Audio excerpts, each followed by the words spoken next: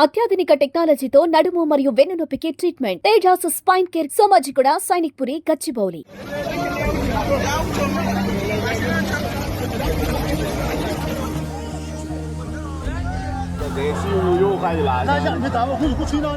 తెలుగు రాష్ట్రాలని వానలు వణికిస్తున్నాయి. చాలా చోట్ల కుండపోత వర్షాలు పడుతున్నాయి.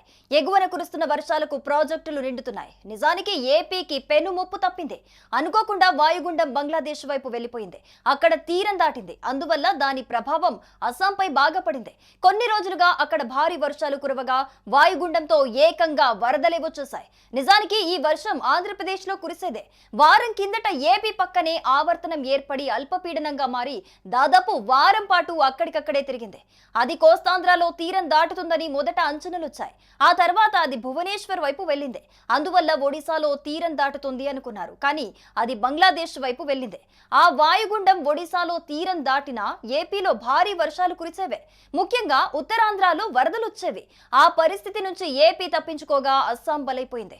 ఈ రోజు కూడా అస్సాంకి రెడ్ అలర్ట్ ఉంది. అక్కడ చాలా జిల్లాల్లో భారీ వర్షాలు కురుస్తున్నాయి. ఈదురు గాలులు వీస్తున్నాయి.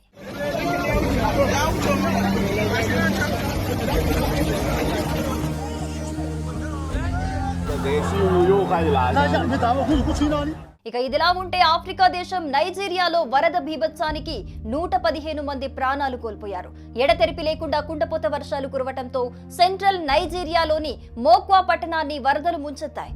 మోక్వా పట్టణంలో 88 మంది చనిపోయినట్లుగా ముందు గుర్తించినప్పటికీ ఆ తర్వాత మృతుల సంఖ్య 115కు పెరిగిపోయింది. మోక్వాలో ఎక్కడ చూసినా మృతుల కుటుంబ సభ్యుల రోదనలే వినిపిస్తున్నాయి. ఇంకా సహాయక చర్యలు కొనసాగుతున్నాయి. భారీ వర్షాలకు సమీపంలోని డ్యాం కూలిపోవటం వల్లే ఈ పరిస్థితి తలెత్తిందని వివరించారు. ఫలితంగా అనేక మంది ప్రజలు కొట్టుకుపోయినట్లు తెలిపారు. వరద ప్రభావిత ప్రాంతాల్లోని ప్రజలకు సాయం చేయటంపై రెస్క్యూ టీంలు ఫోకస్ చేస్తున్నాయని నైజీరియా జాతీయ అత్యవసర నిర్వహణ ఏజెన్సీ ఆపరేషన్స్ విభాగం అధిపతి హుస్సైన్ ఈసా వెల్లడించారు. రెస్క్యూ ఆపరేషన్ ముగిసే సమయానికి మృతుల సంఖ్య మరింత పెరగొచ్చని అధికార వర్గాలు అంచనా వేస్తున్నాయి. దీంతో వేలాది మంది ప్రజలు నిరాశ్రయులయ్యారు. నిలువ నీడను కోల్పోయారు.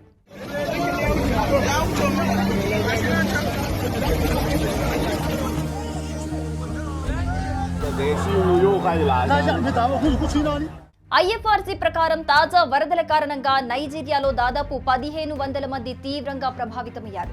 దాదాపు 200 మంది నిరాశ్రయులు కాగా 50 ఇళ్లు కొట్టుకుపోయాయి.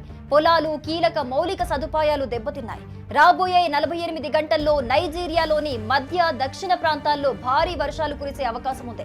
కాగా గతేడాది సెప్టెంబర్లోనూ నైజీరియాను భారీ వరదలు అతలాకుతలం చేశాయి.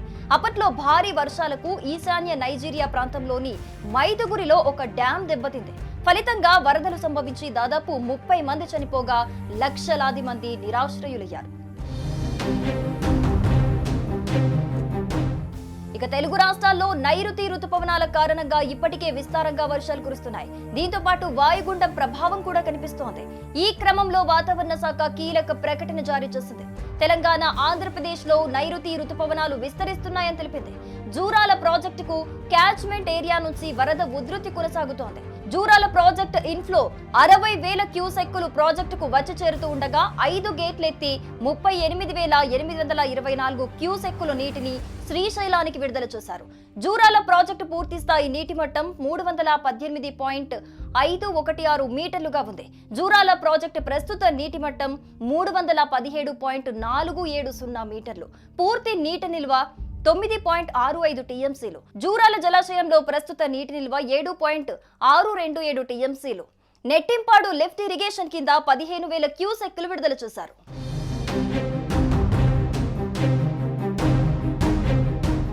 సుమన్ టీవీలో మీ పర్సనల్ అండ్ బిజినెస్ ప్రమోషన్స్ కోసం కింది నెంబర్కి కాంటాక్ట్ చేయండి.